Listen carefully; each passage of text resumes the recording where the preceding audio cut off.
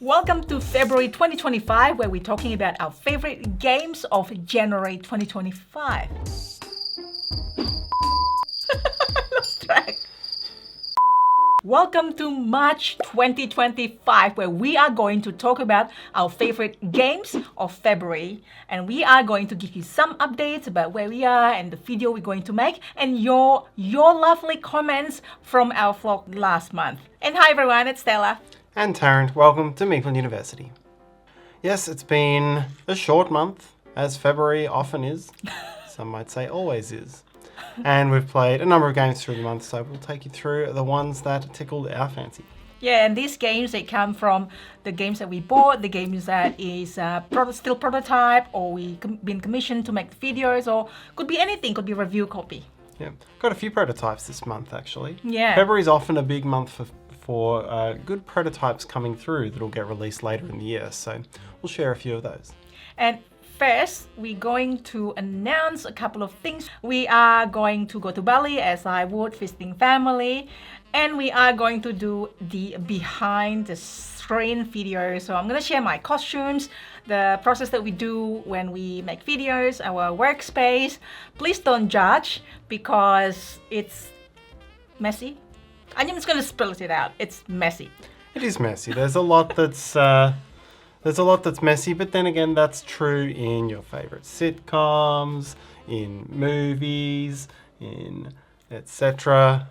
What do you mean? Sitcoms have no ceiling. It's we're in a suburban house. No, we're not. So when you actually zoom out this video, like zoop, you can see, whoa, there's lights, there's stuff. So we're going to share all that in the behind the screen video. First, we are going to read your comments from our last month's vlog. So it will be some of them, not all of them. Yes, we had Danny Anderson 4723 pointed out that fishing has already become their family's go-to competitive trick-taking game, as well as thanking us for the video and appreciating our work. Yes. Fishing, we both rated that one last month. Good fun. Yes, fishing is, we still play that in our board game meetup. So it's a place a lot of players, which is just makes it suitable. Next one is from Nizi. I'm sorry if I butcher your name. Scholars is already my favorite from the series, so very excited about Body of Books. Yes. That was from the South Tigris expansion series. Yes. And then next one's for you, Tarrant. Yep, Susan Candles. But you are a great... I fumbled over it. Because you can't take. I was reading the comment and then I was trying to phrase it as a sentence rather than just reading. Well, you can't take compliments. So Tarrant's good work as a billboard. And then Noise Mama, also 3097. Thank you for pointing that out, that many of us prefers brains over brawn. Aha! I've always found muscle-bound men to be extremely unattractive. Well, so did I. I always just need to get to know personally, and if I see, I don't know, it's if maybe I'm a little bit biased when I see muscle-bound men. It doesn't mean that they have not great personality, right? So I'm gonna have to really not judging, and it's like, yeah, just get to know people first before judging. Anyways, like I'm not saying that I'm judgy. Oops, I'm just like keep digging. Rycon Incorporated said great video, and then complimented my haircut. Well, Rycon says billboard. Oh yes, I was a billboard again. I'm not a billboard. You're the billboard. You are the billboard this month. You're now advertising your own podcast. And I'm just advertising white horizontal What's a baller lines. means? Your haircut. My haircut is baller. What does that mean? I think it means I look like a cue ball now. No, it's not. It's a compliment. I think it's called like cool. Cool. So those are some of the comments. So if you have any comments for this one, maybe after watching it or responding to the comments that we just shared, then please write in the comments. We want to hear from you. All right, let's get to the games, Tarrant. So we'll each take you through our lists from 5 to 1. These are new to us games for February. They're not necessarily new to the world in February. And there is some overlap between our lists, and what we'll do is when it comes up on one list but it's coming up on the other later, we will hold over discussing it until the list on which it appears higher. Yeah, let's do that. Starting from yours, Tarrant. Get ready to rumble for Tarrant's number 5. My number 5 is a prototype game called Get Over. With the muscle-bound man. Yes, aforementioned. It's an interesting different spin on deck building here. It's kind of a battle deck building game. You're trying to reduce the opponent's health by getting cards that attack them. And there are games like that out there. Hero Realms, Star Realms, very big in that way. But this does it in quite a different way in that you are building a deck, but then you draw your 6 cards and you play back and forward from your hands. So if I play an attack, you can play a defend on it, and then we resolve that, and then you would play an attack and I would play a defend. And you resolve that across 3 turns each in a round, and then you go and build your decks with this little worker placement thing. So depending on turn order, someone can take turn order or someone can build the deck first. So it creates it's an interesting different spin on it, and I quite enjoyed that. Yeah, and the worker placement is also an interesting spin with it. I like that we start with such tiny amount of workers, and then you are forced to spend 2 workers to actually gain the worker, and it's hard at the start, and you can specialize to different areas like what you want to build on top of that deck building. So that's very interesting. Yes, it's a game that is low on crazy powers. It doesn't have 200 different types of cards that do obscure little things like Dominion. It's more about, I guess it's more a Hero Realms level where it's your matching icons, you're doing one card that can follow up on another, but then it has that interplay of whether you block or not and when's the right time to block. So yeah, it's a clever game. Yes. So by the way, if we do have other videos about the games that we talk about in this video, then I'll link that in the description below. Right, on to the next game. My number 5, Ice. But this is the 2nd edition, and it's also a prototype, which we have how to play video for it. So I have not played Ice the 1st edition, so I only played this one, and I find that interesting because my favorite is the way the action point allowance work. So you are allocated certain number of points at the start of the round depending on how many players, and you can either spend 1 or 2, or in a 2-player game you can extend to do a 3rd one if you think it's right to do actions. So 1 by 1 player do their actions. So why you need to see other players why you want to do like 1 or 2 actions is because other players can swoop in and then take over and then recover or dig the tiles and then take the tiles. Because this is about like excavation ice, like the board is also magnetic, it's got layer of ice. So anyways, it's about taking the tiles onto your personal board and then completing contract. So other player can just swoop in and then take your tiles if you don't really plan it correctly, right? Yeah, it's a tactical little game where in order to dig out a tile, there's all these neutral pieces on the board, and you need to maneuver those neutral pieces either by dragging them along with your leader or playing special powers. And so it's about doing enough things on one turn to make sure that you can dig a tile. And if you are setting something up on your turn, there's a good chance someone else could come in and either claim the benefit of that or disrupt it. So that's the biggest part of the action point play that you need to manage. Yeah, it also has the expansion guilds and edifices, or it's the other way around, edifices and guilds, which has got different setup for the map, extra player boards and so on. So I found that really, really interesting. I mean, there's contract fulfillment, which you can also discard that to get points, or you can still using these tiles that you obtain to do its power. So at what point do you want to discard them to gain the points? And each round you can only do limited amount of those amounts of tiles. So like, do you want to do it early, you want to do it late? So that makes it really, really interesting. All right, my number 4 for February is Fromage. Yeah. A little bit late to the party on that, but this will appear on your list higher as well, so we'll discuss it later. And my number 4 is Panda Spin. This was as in release, and we will talk about it later because it will appear later again. Number 3 for me is a prototype game that we've played this month called Suds and Malone. But again, that's going to turn up later, so we'll come back to that. And my number 3 is fromage, which appeared before, so now we can talk about it. Yes. Remember 15 seconds ago when I mentioned it was my number 4? Yeah, that was it. So it's my number 4, Stella's number 3.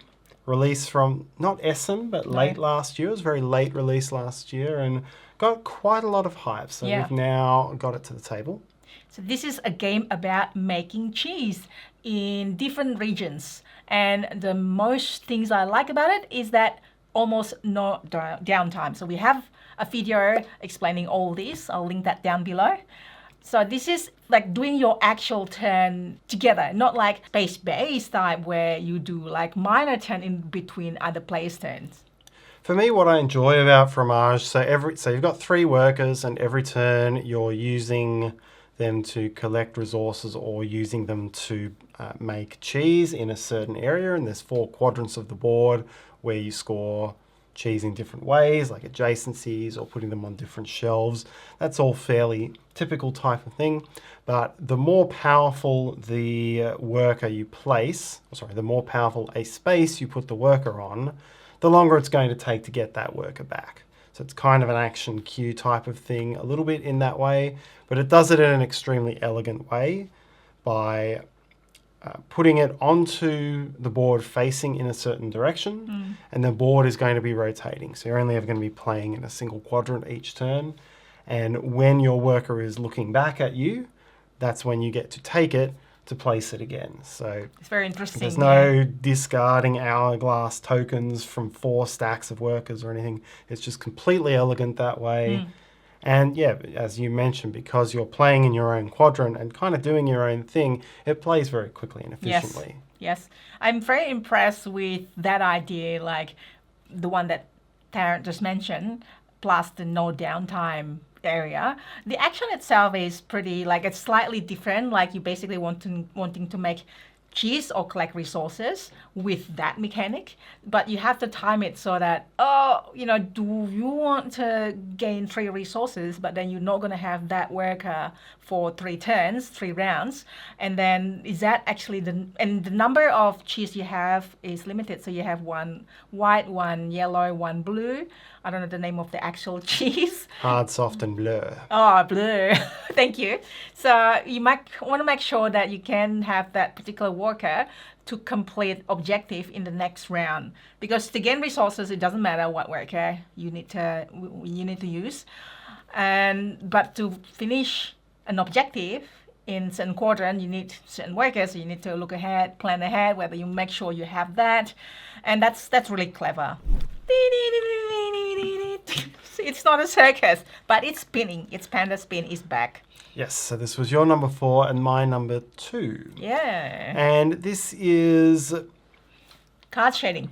It's a card shedding game, and it's a climbing shedding game. So it is basically a derivative of Big 2, which was a game I played a lot through, less so high school, but more through university. And it is, I'm starting to see a few games like this come out. I just have this theory. I don't know if it's a theory, but from what I perceive, when I grew up, the games people played were Trick Takers like 500 and Big 2. They were basically those, and poker was all we would play at university. And once the Crew came out and Rebel Princess, we've seen a whole lot of trick-taking games. I think it was only natural that people who are coming through of my era were going to start making a lot of derivatives of Big 2. And so we've seen a couple, and Panda Spin is a very interesting take on it. Yeah. You've got the cards, you're playing the sets and runs and all, and you can put bombs over the top of them. It's all the stuff that's very familiar from... Familiar to me yeah. from Big 2. But what it introduces is the spin mechanism. So you have a standard deck of cards on top, but then when you have played cards, if you're only playing them on their standard side and you don't win that round, you pick those cards back up, spin them around, and they become much more powerful. So you have cards that already have doubles on them, so you can start It's one card is double. You can start matching sets much more quickly. Or you've got cards that have wilds on them, or cards that have triples on them, or cards that have special symbols on them, like bamboo. And when you play a bamboo card, you just get a point. Yep. And so instead of just being about shedding and shedding as quickly as you can, you've got this way of tactically shedding the low value cards and getting them back as more powerful cards so that you can slam on a whole lot of cards at the end. Yep. And that is it's still, as with many card games, it's very dependent on the cards you get, but you've got some interesting decisions and things that you can do within the containment of like a 5-minute round to make some interesting choices. And so I think it is a very good take on that type of game that adds a nice modern twist. I can't really say much about comparing it, but I am glad that they are bringing this mechanic up for people who missed playing those games back in the days, because I didn't. So I was like, oh, this is new, and Tarrant was, that's not new. Okay, yeah, but this is still interesting with that twist as well, where you can, so technically you need to, the first player who earns 15 points win the game. And this one here, they are, when you finish your hand, and then you get the points as much as the other player. What is it? The other player. The player with the most remaining cards. The most remaining card. Thank you. Points equal to that. You always explain things more elegantly than me. So yeah. So that's really fun. And plus you have cards that when you play, gives you points. So whether you want to discard that, you want to pass sometimes so that you can hold on to that card, or flip it later somehow, and then you can get more points that way. Yeah. There's quite a lot of ways to disrupt. I know in a game of Big Two, someone can really kind of control the board by having a lot of big runs and powerful things. So there's a lot of ways of disrupting. Each suit that you play with has an element card that beats anything, but it beats it, but makes you draw 2 extra cards on their weak side. So it's kind of you can use it, but it could be going forward, going back. So no, it has a really nice decision space for a game that fits in this category and gives you I don't know if it's the illusion of control or genuine control, but it's fun. Probably. It's fun choices and fun decision space. Yes. And whether you've actually got control or not, it's the fun decisions which are really what make it tick. That's interesting. I guess it is an illusion, because at several points I thought, I got this, but then no, I don't get this. So it's just the illusion of control. Well put. Well said, Tarrant. My number 2 is Outpost. This is Power Grid Outpost, which is the next edition of Outpost, of Power Grid, I should say. And it comes similar to Power Grid, look in the large, skinny box. Yes. Yeah. Yeah. So this was a release of Essen last year. It's very much it's a Power Grid variant, which is thematically and I think mechanically inspired by the game which originally inspired Power Grid, which was a game called Outpost from the early 90s. Oh, very twisty. Well, Outpost has got very similar mechanic as Power Grid. You beat your cards at the start of the round, and you gain that, and then you want to power as many houses as possible. You build the houses, but you must also build in this one the place for workers. Yeah, so instead of the power plant, instead of the power plants being powered by 4 separate markets of raw resources, all power plants are just powered by workers. So there's a single market, which is workers, and as you build shelters, and as players build shelters, you get workers for free, and then it just means that workers always get more expensive as the game goes on. Yeah, because you have to have enough money. But then I really like in this one how, well, as usual with Power Grid, the feeling of you have to optimize. All right, you can over purchase something, but you don't want to spend something too good. You want to kind of progressively upgrade your resources to be able then buy or build the house to power it, because you gain income at the end of the round based on how many houses you power it. So it doesn't matter, let's say you have capacity to power 10 houses, but you can only have money to buy 2 houses. There's no point. So just buy something that is less good for the power, less good for the the workers and then just like trying to really optimize, like keep upgrading it. It sounds like I do like the feeling of getting straight away good so I don't have to worry about it anymore, but it doesn't work that way in this one. You really have to have enough, just like lots of houses that you can power each round. And what I love about this as well, it has got these special cards, things like cards that give you discount when you pay for auction, cards that give you robot. So each round you can assign your worker to actually gain one robot to then it's like a permanent worker for free without house. Like insane. Yeah. This card that give you places to put other buildings and a place to give you building and powers. Yeah, it feels a little streamlined compared with original Power Grid, but also with a few more areas that are more brutal. I think the map feels tighter, more spaces that don't have as many places to branch off from. Mm-hmm. It still fundamentally has a very Power Grid feel, but a little streamlined, but probably also more brutal. It's more brutal, yeah, I know. And it's like the opposite of Terra Mystica, where you want to be close to your opponent. This is like you try to be like away from your opponent because you are competing to build your house and your power plants and housing there. Yeah, very fun game. And we come to my number one for the month. It was a very close run with Panda Spin, I will admit. This is Tug of War. Tug of War. So this is one of a 3 small game series. From the Twisted Realms by Inside Up Games. Yes.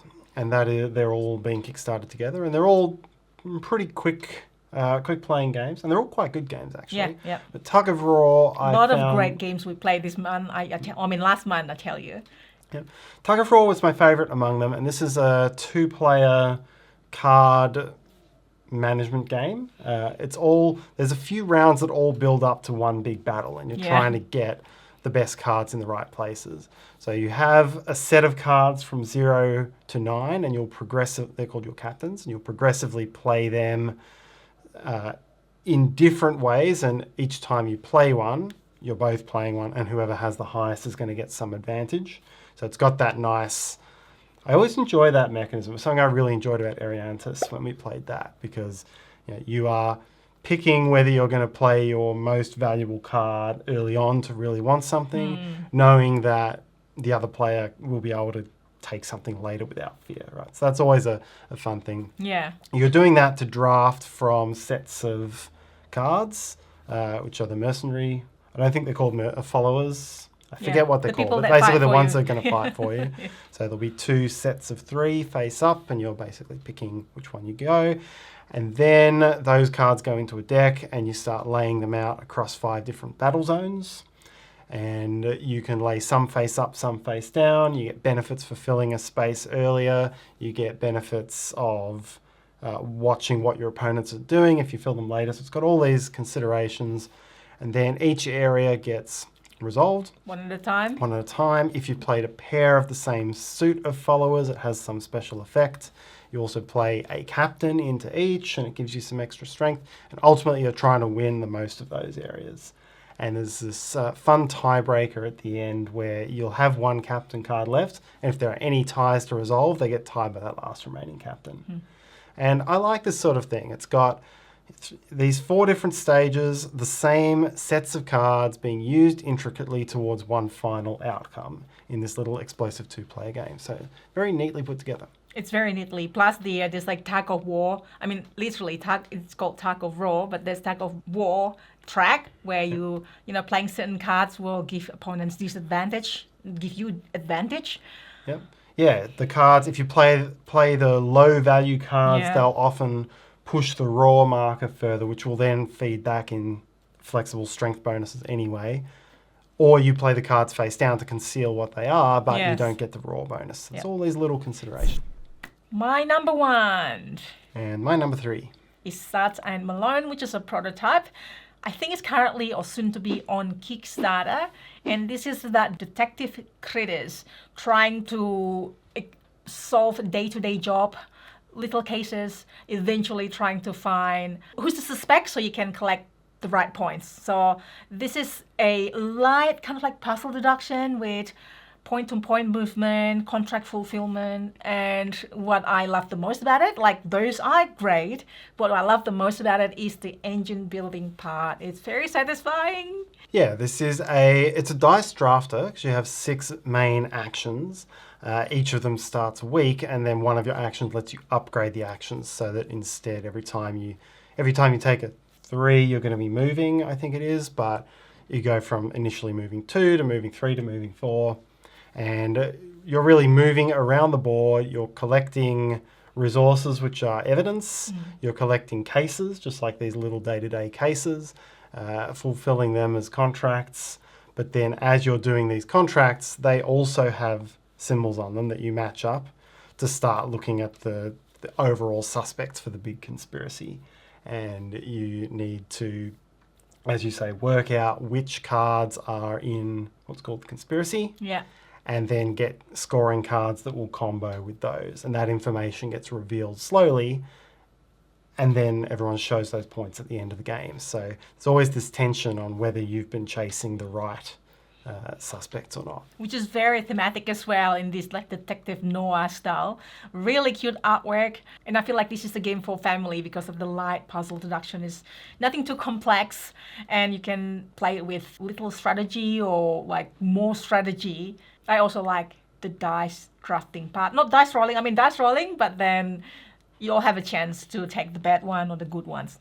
Yeah, I do like the way the art and the theme works. It feels grimy noir, and then there's all these critter characters in there, but it never, like, it is cute, but there's nothing in here that says, hey, we're actually meant to be cute. It's just kind of, it has the noir feeling just with this subtle cuteness underneath, which I quite like. Yeah. And so those are our favorite games of February. What games have you played? What stands out? Please let us know in the comments, and hopefully you enjoy that. Have a great day and see you next time. Bye. Bye.